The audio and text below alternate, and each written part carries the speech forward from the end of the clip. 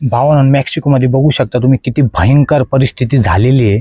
आणि तिथे आहे ना अक्षरशः जो आतंकवादी होते त्यांना पकडलेलं आहे त्यांनी, म्हणजे पूर्ण नाही पकडलेलं पण पूर्ण मेक्सिकोमध्ये अक्षरशः प्रत्येक ठिकाणी आग लावलेली। ती टू व्हीलर असो या फोर व्हीलर असो या कोणतीही गाडी असो, पेट्रोल पंप, दुकान, शॉपिंग मॉल काही असो ना, सर्व याच्यात भावानं आग लागलेली। इतकी भयंकर परिस्थिती।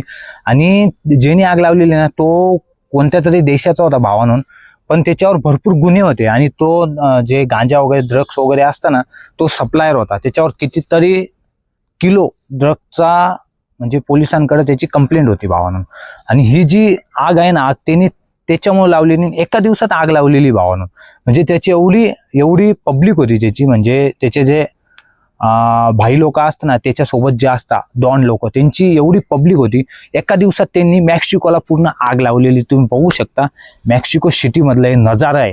आणि दुकान काही असो काही भावानं प्रत्येक ठिकाणी इतकी भयंकर आग आहे की विचार आपण यांना करू सुद्धा शकत नाही। हा व्हिडिओ जास्तीत जास्त शेअर करा की आपले जे गावाकडे लोक राहतात त्यांना समजले पाहिजे दुसऱ्या देशांमध्ये काय हाल चालू आहे भावानं।